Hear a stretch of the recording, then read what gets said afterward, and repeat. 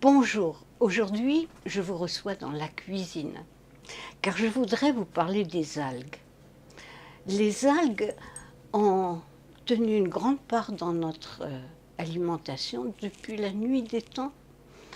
On les a un peu oubliées, c'est dommage, et on va essayer de les retrouver. Bon, il y a de nombreuses espèces, je n'en connais que quelques-unes. Les plus utilisées, vous avez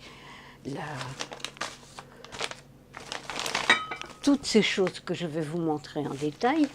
Voici la dulce qui est présentée en paillettes. Vous voyez, des plus faciles d'emploi, c'est pas possible de trouver mieux. Vous saupoudrez vos salades, vos plats de pâtes, de légumes, de n'importe quoi, ça en rehausse juste le goût. Voilà une autre présentation qui est de la spiruline en brindille. Je voudrais préciser cultivée dans le Var, donc près de chez nous. Et vous voyez, se forment des petits bâtonnets. Des petits bâtonnets qui vont s'employer ni plus ni moins, comme on a déjà vu la spiruline, et on peut mélanger, c'est pas grave. Alors, là, je vais vous présenter la clamate, qui est également une algue d'eau douce, d'un lac situé aux États-Unis, dans l'Oregon. Elle ne pousse que là, et je ne peux pas résister à vous montrer ce qui est écrit. Le petit miracle de la nature. Voici des algues fraîches de Bretagne. Très facile à se les procurer.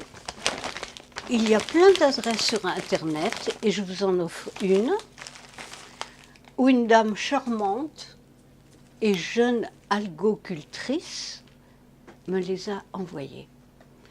Il y a le macaron de qualité, c'est agréable, vous ne pouvez savoir. Je mets une petite parenthèse, méfiez-vous si vous cherchez sur Internet, vous pouvez lire que des algues fraîches, il faut les conserver seulement quelques semaines dans le réfrigérateur. Or, ces algues qui viennent de Bretagne, je répète, elles sont conservées dans une façon sol-sel, c'est-à-dire un peu comme on conserve la morue. Et ça reste des mois. Bien, donc on a fait le tour de quelques algues, il y en a encore d'autres, à vous de les découvrir. Toutes sont intéressantes, le haricot de mer, la dulce, etc.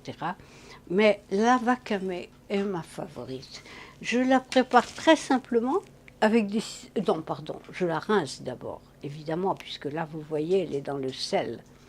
Mais une fois qu'elle est dessalée, tout simplement passée dans l'eau, je la coupe en petits morceaux et je dépose ça sur mes salades ou sur mes plats, quels qu'ils soient, des pâtes, des légumes. C'est délicieux, vraiment.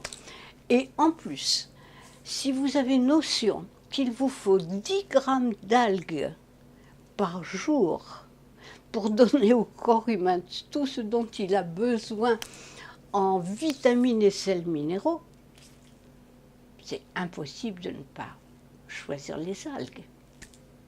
Bon appétit!